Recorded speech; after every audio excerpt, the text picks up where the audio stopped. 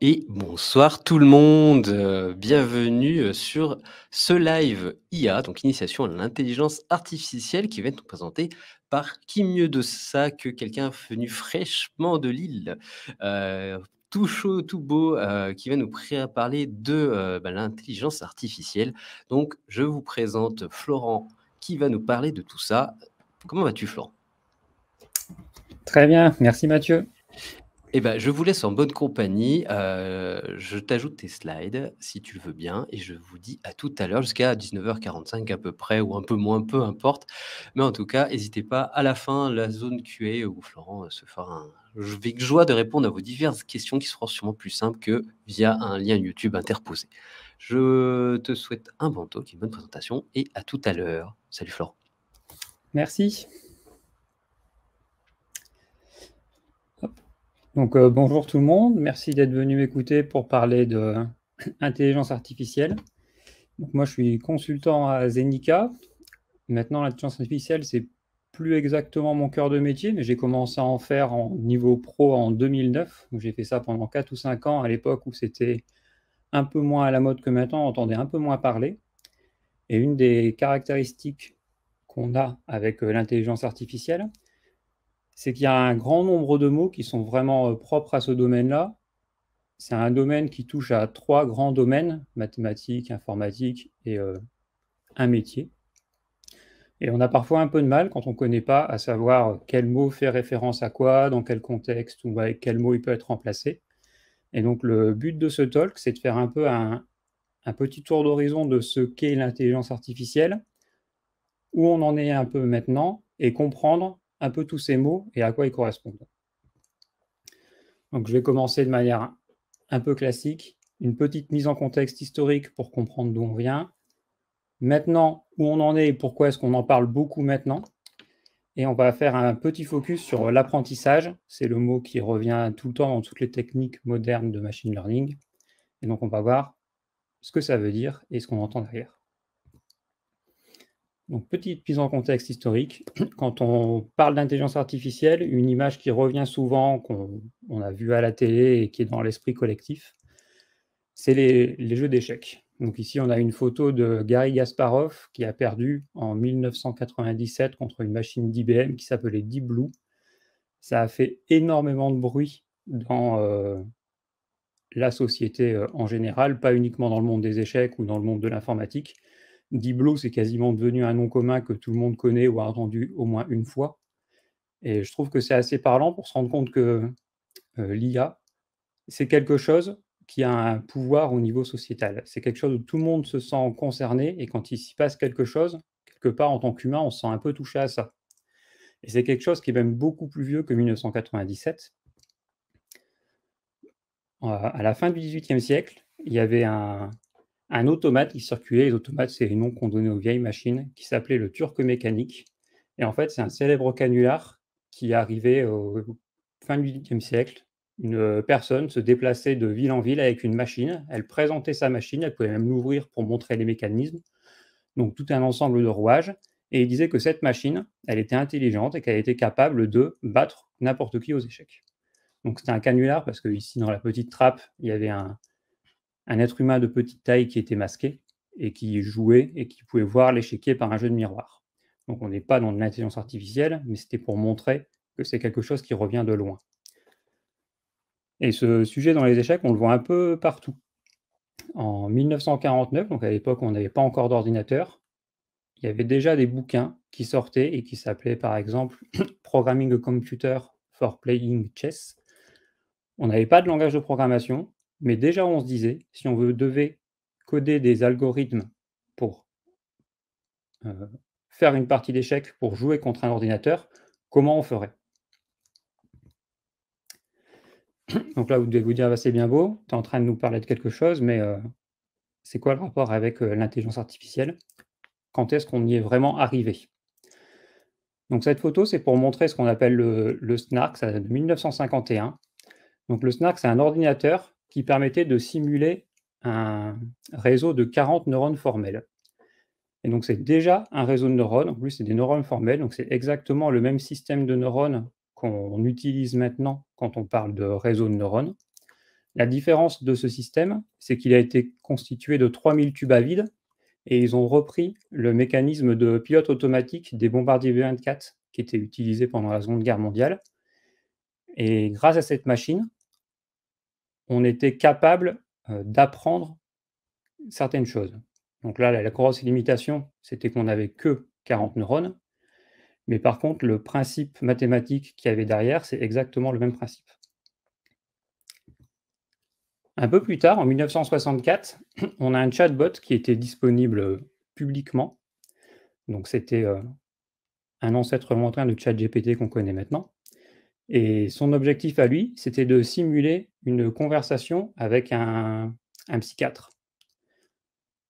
À l'époque, il y a eu aussi un peu de bruit et de publicité parce que c'était disponible au grand public. Et les gens qui discutaient avec elle ont commencé à avoir des réponses qu'on n'aurait pas cru normales d'avoir avec une machine. Par exemple, il y a des personnes qui disaient qu'ils étaient plus rassurés de parler avec Elisa plutôt que de parler avec un psychiatre parce que vu qu'il n'y avait personne derrière, elles avaient moins de mal à s'ouvrir. Donc il y a aussi des questions de morale et d'éthique qui ont commencé à émerger suite à là. Et donc là, vous vous dites, dans les années 50-60, on faisait déjà des réseaux de neurones, il y avait déjà des chatbots, et pourtant, on n'en entend parler que maintenant depuis quelques années. Qu'est-ce qui s'est passé? Donc dans l'histoire de l'IA, il y a 2 événements qu'après on a appelés les hivers de l'IA. Dans les années 50, 60, il y a eu les premiers succès de l'IA. Les gens étaient très, très confiants. Ils se disaient que dans quelques années, on allait être capable de faire une intelligence artificielle qui surpasserait l'intelligence humaine.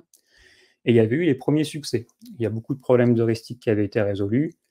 La plupart des problèmes étaient basés sur des algèbres de mots, mais on avait réussi à démontrer des théorèmes de mathématiques en géométrie, par exemple. On était capable d'apprendre l'anglais déjà à des machines, sauf que les gens avaient été un peu trop optimistes. La puissance des machines était un vrai frein. Il y avait très peu de mémoire, très peu de puissance de calcul, et la plupart des modèles de langage de l'époque étaient limités à 20 mots, par exemple. Si on lui donnait plus de 20 mots, la machine, elle saturait. Il y a beaucoup d'agences ou d'institutions publiques comme le DARPA, le gouvernement britannique, le Conseil américain de la recherche qui avaient dépensé énormément d'argent, qui avaient beaucoup investi parce qu'ils y croyaient beaucoup. Et la déception a été très forte. Donc il y a eu pratiquement coupé tous les fonds qui leur étaient dédiés et ça a fait un premier hiver dans les années 70. On a commencé à reparler d'IA dans les années 80 avec ce qu'on a appelé les systèmes experts. Vous en avez peut-être déjà entendu parler. Les systèmes experts, c'est des systèmes qui sont dédiés à répondre à une problématique. On pouvait utiliser d'autres types d'intelligence artificielle. Les machines étaient un peu plus puissantes. On a eu des langages de programmation qui étaient dédiés pour ça et qui ont aidé à aller plus loin. Le problème qu'il y a eu pour les systèmes experts, c'est que le coût de maintenance était extrêmement élevé et on avait beaucoup de mal à les maintenir. Les systèmes étaient souvent jugés comme très fragiles, même quand ils avaient des bons résultats. En changeant un tout petit peu, un petit paramètre, on pouvait complètement détruire les performances et on avait du mal à les calibrer, à les ajuster. Ce qui fait que c'était très coûteux à mettre en place et très coûteux à maintenir. Ça a un peu déclenché un second hiver de l'IA. Et là, depuis les années 2010, on entend beaucoup parler de machine learning et de deep learning. Donc, c'est ce qui a relancé l'intérêt des laboratoires et des entreprises pour l'IA. Et donc maintenant, on se pose la question, est-ce que c'est comme les 2 précédentes fois, on va avoir un 3e hiver de l'IA, ou est-ce qu'on va continuer à s'améliorer? Est-ce qu'on va réussir enfin à avoir une intelligence artificielle plus performante que l'intelligence humaine?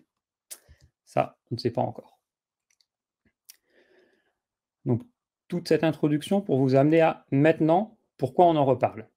Qu'est-ce qu'il y a de nouveau et pourquoi on reparle d'IA et qu'on est sorti de cet hiver? Donc avant ça, il y a 3 mots que j'aimerais recontextualiser. C'est IA, machine learning et deep learning. Donc souvent, on a tendance à un peu interchanger les 3 de manière comme si c'était des synonymes, alors qu'en fait, il y a quand même une différence.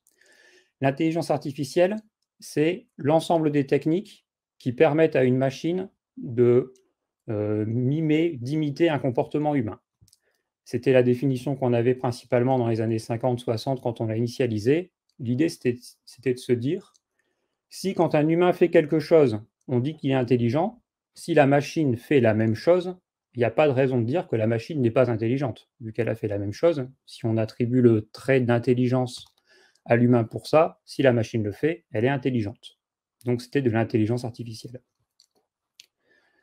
Dans les années 80, il y a un sous-ensemble de l'intelligence artificielle, c'est vraiment ça en fait partie, mais c'est pas que ça, qui s'appelle le machine learning, où là, ce qu'on voulait faire, c'est pas uniquement imiter le comportement humain pour réaliser des actions, c'est donner à la machine la capacité d'apprendre quelque chose pour réaliser cette action, mais sans être explicitement programmée.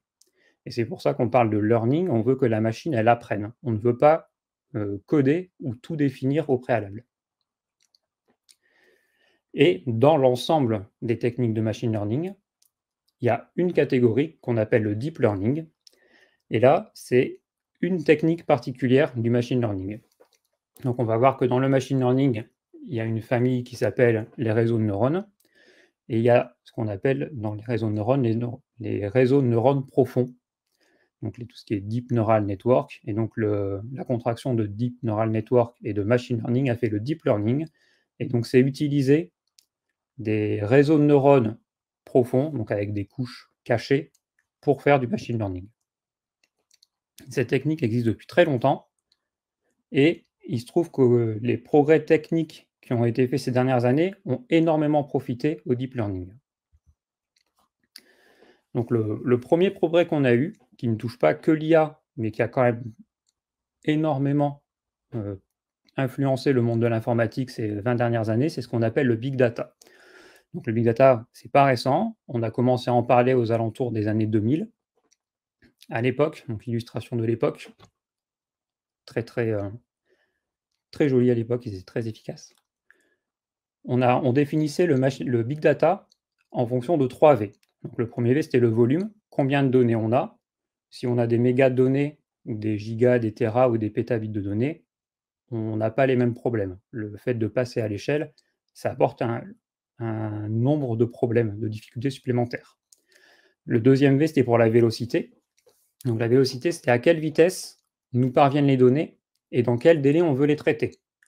Si on a beaucoup de données, vraiment beaucoup, mais qu'on a envie de les traiter qu'une fois par an, parce qu'on a besoin des données pour le 31 décembre, ce n'est pas les mêmes contraintes qu'un jeu de données qu'on doit traiter une fois par semaine, ou une fois par jour, ou une fois par heure, ou une fois par minute.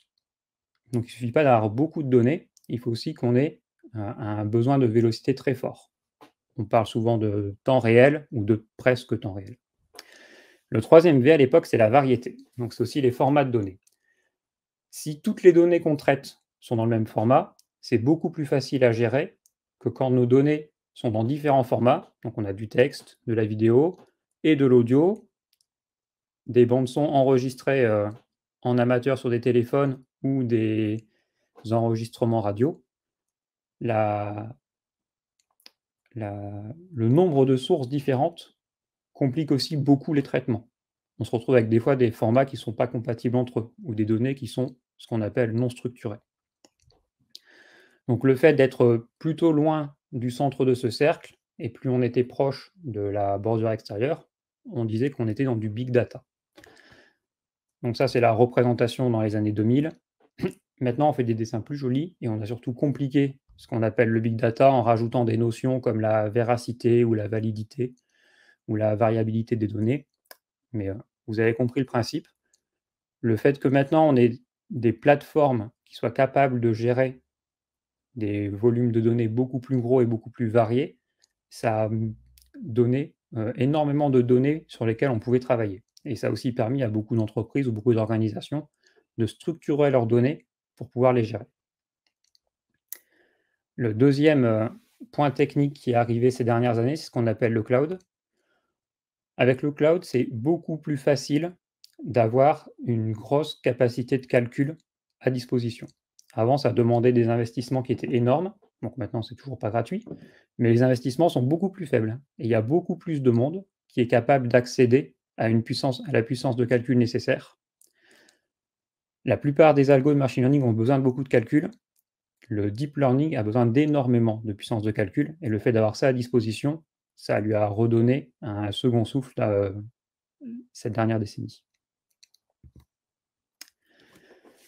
Donc quand on parle de machine learning ou de deep learning, le mot qui revient souvent, c'est l'apprentissage. Et donc ça, c'est une notion qui est très importante.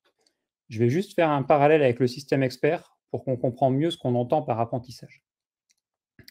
Dans les systèmes experts, c'était ce qu'on faisait dans les années 80-90, donc encore maintenant, parce que les systèmes experts ont encore une certaine utilité, mais c'est là où ils étaient le plus à la mode et c'est là où c'était ça l'IA. Donc il y a deux choses. D'abord, on a un expert du domaine. À cet expert du domaine, on va le mettre en relation avec ce qu'on appelait à l'époque un cogniticien, qui va être capable de modéliser les connaissances de l'expert du domaine et de mettre toutes ces connaissances dans ce qu'on appelle une base de connaissances. De l'autre côté, on va avoir un utilisateur, on va lui fournir une interface, donc généralement c'est un formulaire, avec des dizaines, des centaines de champs. Il va mettre toutes les informations qu'il peut, et en fonction des informations que l'utilisateur va nous donner et de la base de connaissances qu'on a réussi à faire, on va avoir ce qu'on appelle un moteur d'inférence qui va faire le lien entre les deux et qui va apporter une réponse. Donc dans un système expert, l'idée derrière, c'est que l'intelligence humaine, on peut la représenter sous forme de symboles, et en manipulant ces symboles, on va être capable de se rapprocher de l'intelligence. Donc c'est ce qu'on appelait les modèles symboliques ou les systèmes symboliques. Ce qu'on fait maintenant avec le machine learning, et surtout le deep learning, c'est qu'on n'essaye plus de représenter l'intelligence humaine. On s'est dit, plutôt que d'essayer de représenter toute l'intelligence, on va aller à un niveau plus bas et on va essayer de simuler un cerveau. Donc, vu qu'on était en dessous des systèmes symboliques, on a souvent appelé ça des systèmes sous-symboliques ou parfois des systèmes connexionnistes parce qu'on fait énormément de connexions entre différents neurones. Donc ici, l'idée, c'est pas d'apporter les connaissances à la machine, c'est de lui donner un ensemble de sous-symboles et un ensemble de connexions qui va lui permettre d'approcher l'intelligence, mais sans la représenter. On n'est plus dans la manipulation de symboles, on est dans l'écriture de neurones. On veut modéliser un cerveau. On n'a pas envie de faire une représentation formelle du monde qui nous entoure, on a envie de permettre à la machine de simuler des interactions entre tous ces neurones et entre toutes ces fonctions. Donc, c'est pour ça qu'on parle d'apprentissage. On n'est plus là pour apporter la résolution des problèmes, on est là pour permettre à la machine de récupérer des données qui lui permettront de comprendre le problème et de trouver une solution.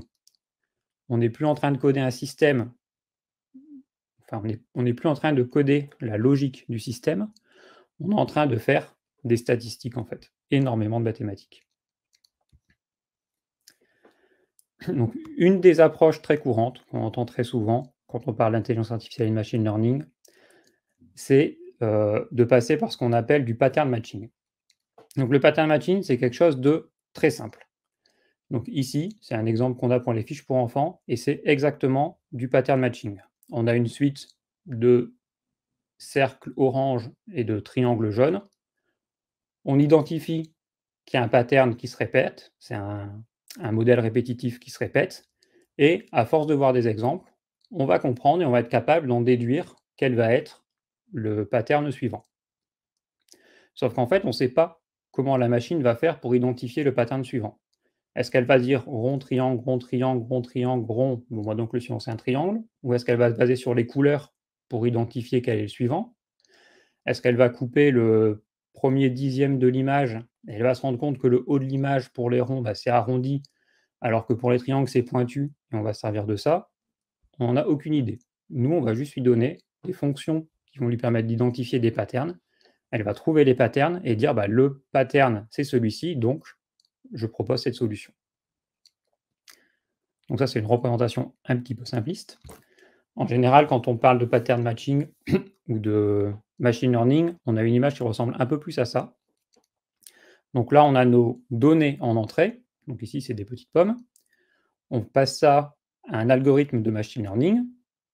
On verra après quels sont les différents algorithmes de machine learning qu'on a à disposition. On va faire des traitements, donc le processing qui est très long, et à la fin, on aura un modèle entraîné. Ensuite, une fois qu'on a un modèle entraîné, en bas, donc j'ai une petite pomme qui arrive en plus, je la donne à mon modèle entraîné et je vais avoir une nouvelle réponse. Ça, c'est les différentes étapes de l'apprentissage. Et c'est pour ça qu'on parle d'apprentissage. C'est vraiment 3 étapes distinctes. La première étape, c'est les données que l'on connaît. La deuxième étape, c'est le modèle, l'algorithme de machine learning que je vais utiliser. Le processing, c'est mon apprentissage et ce que j'apprends, c'est, un modèle. Je génère un modèle entraîné et c'est ça que je vais utiliser par la suite.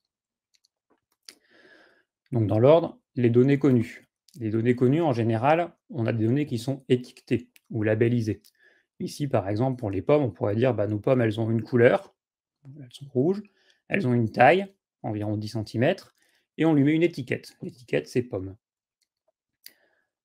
Dans la vraie vie, les données étiquetées, ça ressemble un peu à ça. C'est un peu un tableau Excel ou un fichier CSV. On a un certain nombre de colonnes. Chaque colonne correspond à ce qu'on appelle une feature. Une feature, c'est un attribut ou une propriété. Et on a un certain nombre de lignes. Chaque ligne, c'est ce qu'on appelle en statistique un individu. C'est une personne ou un objet d'étude. Donc ici, par exemple, on a la taille, le nombre de lits, le nombre de salles de bain. Je ne vois pas trop l'intérêt des virgules ici, mais peu importe. On a un code postal, on a un prix. Chacune de ces colonnes, c'est ce qu'on appelle une feature. Et ce qu'on va chercher à faire, c'est de se dire qu'il y a une feature qui a un sens particulier. C'est ce qu'on appelle notre label. C'est ce qu'on veut retrouver. C'est ça qu'on cherche. Donc là, on a un jeu de données, ce qu'on appelle connu, qui va nous servir à l'apprentissage, où on connaît déjà le résultat. On va le passer à notre modèle de machine learning. Grâce aux features, il va s'entraîner à trouver quel est le label. Les mots feature et label sont assez importants parce que c'est le premier filtre qui nous permet de savoir quel type de machine learning on peut utiliser derrière. En machine learning, on a 3 grandes familles. Et là, on va arriver dans du vocabulaire un peu plus technique. La première famille, c'est ce qu'on appelle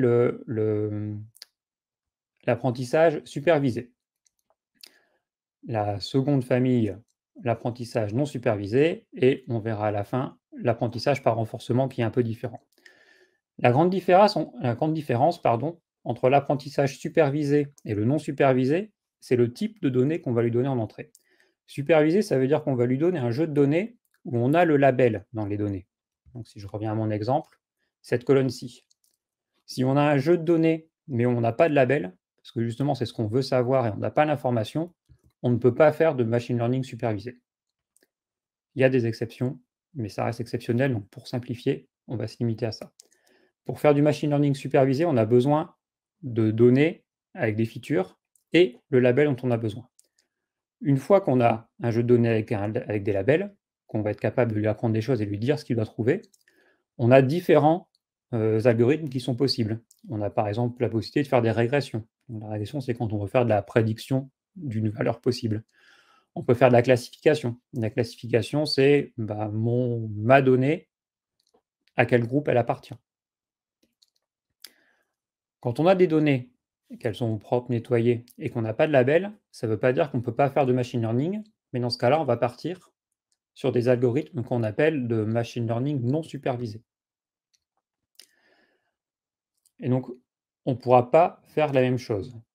On a le plus connu, c'est le clustering. Je vais vous parler que de lui ce soir. Le clustering, c'est comment faire pour regrouper tous mes individus.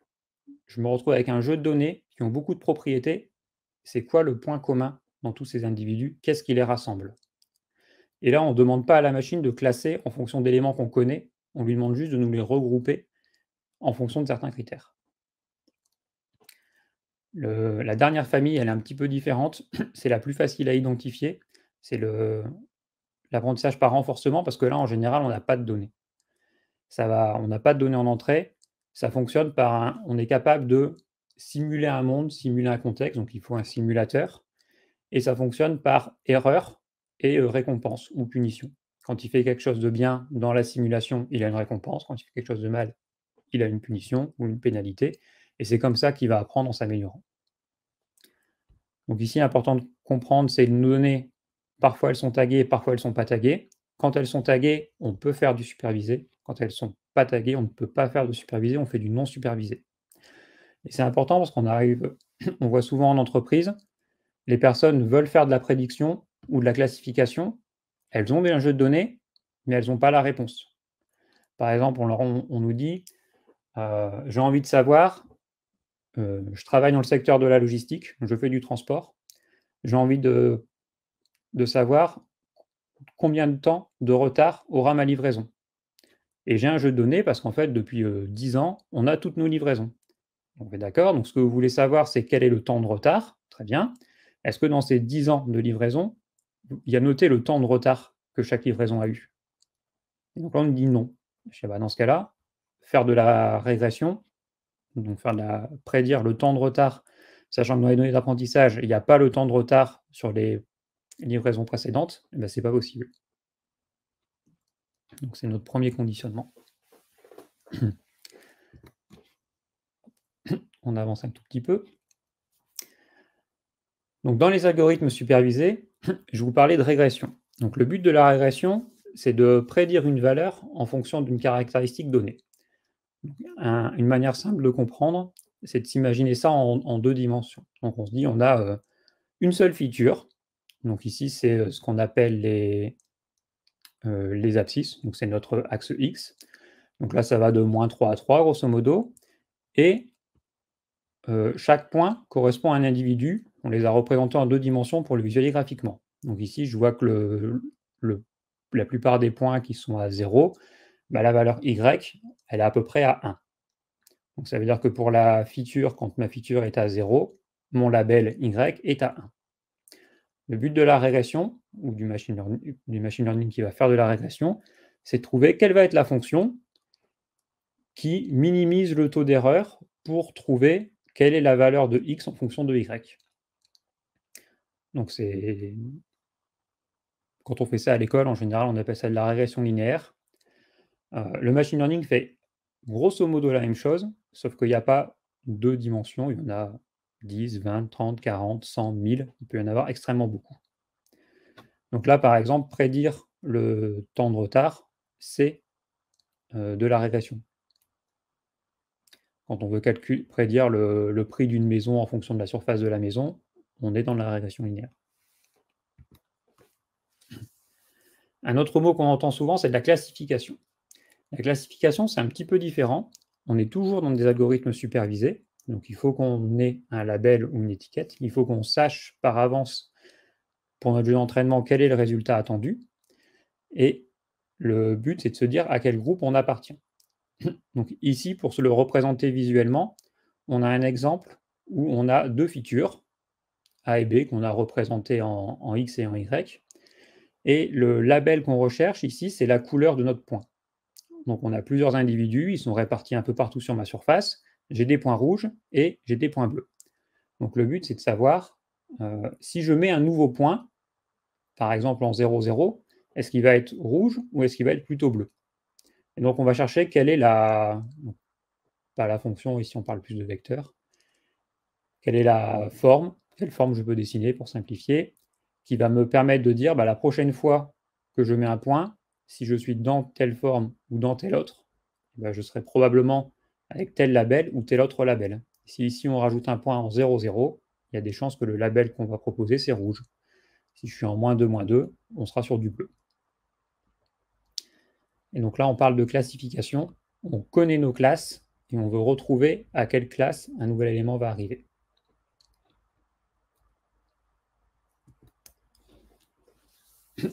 Dans les algorithmes supervisés, je regarde juste le temps qui me reste. OK.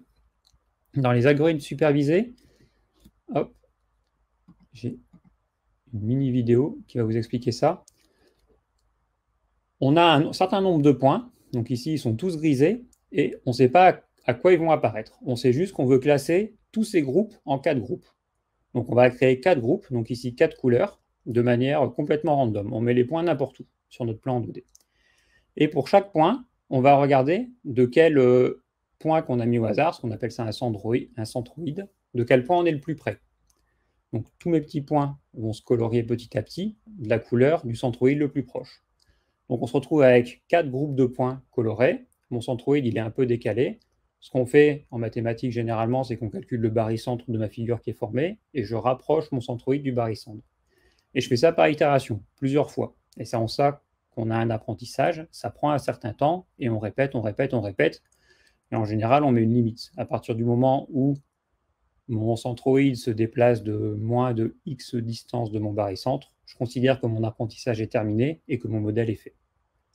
Et le but, c'est de se dire que une fois qu'on a calculé nos centres, la prochaine fois que j'ai un point, je regarde quel est mon centroïde le plus proche. Mon centroïde le plus proche, c'est le cluster à laquelle fait partie ma nouvelle donnée d'entrée. Ça ressemble très fortement à la classification, dans le sens où on essaye de regrouper les individus en fonction de plusieurs caractéristiques, on veut un peu les classer. Là, la grande différence, c'est qu'on ne sait pas d'avance dans quel groupe on va arriver. Après, en général, il faut qu'on prenne nos individus et qu'on regarde, donc, OK, tous ces individus sont ensemble, quel est leur point commun? Un exemple de classification qui est souvent utilisé, c'est quand on fait, sur Netflix, par exemple, on a envie de proposer d'autres contenus vidéo. On connaît, Netflix a beaucoup d'utilisateurs. Chaque utilisateur regarde des vidéos et on ne connaît pas les points communs entre ces utilisateurs. Et en fait, peu importe. Ce que je veux juste, c'est que tu me rassembles plusieurs de mes utilisateurs dans des mêmes groupes en fonction de centres d'intérêt qui sont proches, peu importe le centre d'intérêt que tu as trouvé. Et à la fin, on aura des individus qui sont dans des clusters. Quand j'ai un nouvel individu qui arrive, je regarde à quel cluster il a été attaché. Vu qu'il est dans le même cluster que tel autre individu, même s'ils ne se connaissent pas, on ne connaît pas leur point commun, peu importe, mais on va lui proposer du contenu qu'un autre utilisateur du même cluster a aimé. En disant, vu qu'ils sont dans le même cluster, il y a de fortes chances qu'ils aiment les mêmes choses, on leur propose ces contenus. Donc pour les algorithmes de recommandation, c'est très utilisé. Hop.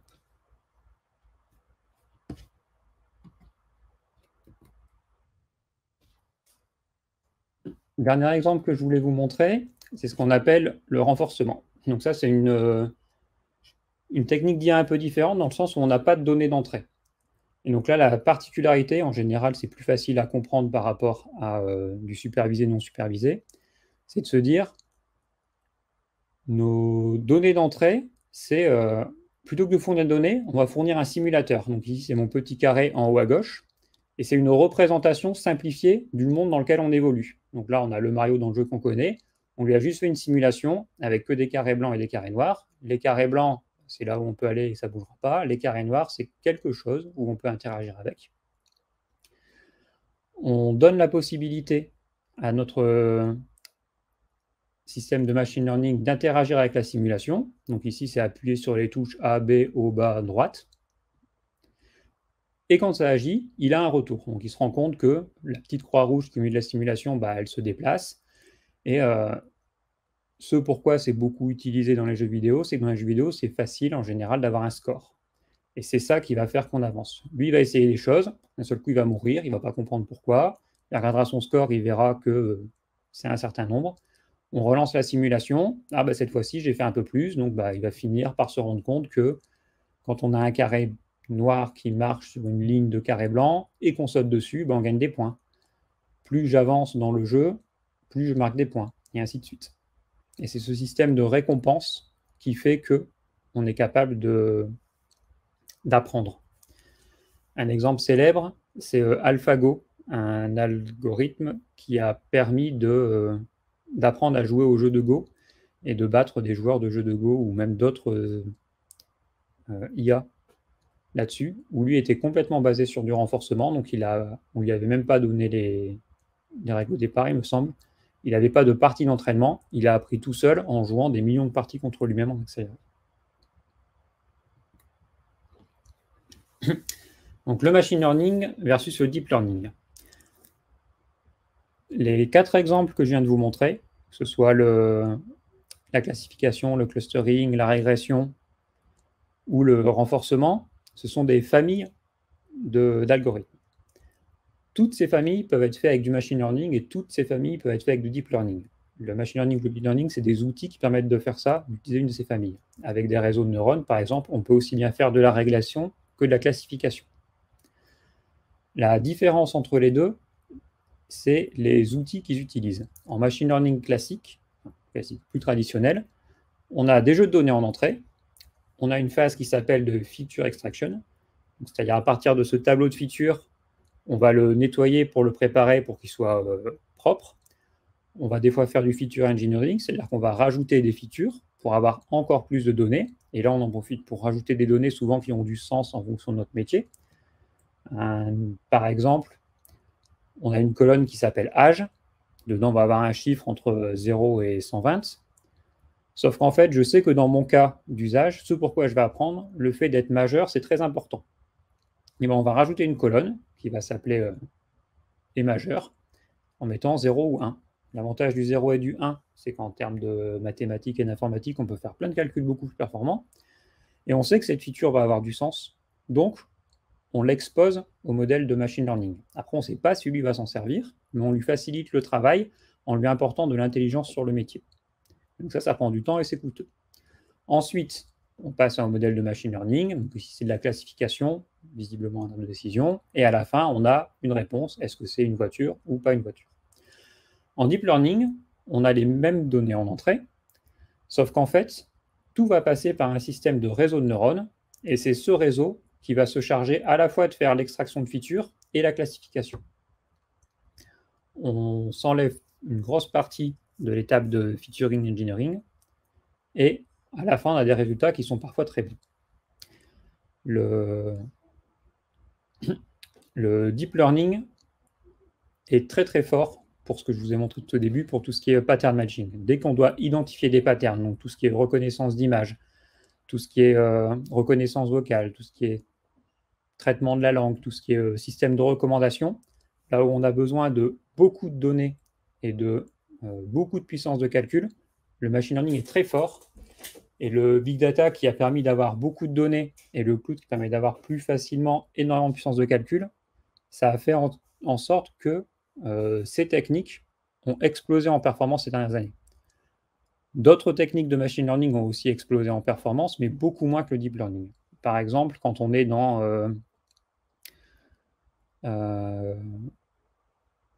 quand on veut faire du raisonnement, quand on veut faire de la planification, tout ce qui est action en environnement complexe, on appelle ça, le fait d'avoir du big data et du cloud, ça a beaucoup moins bénéficié à ces algorithmes-là.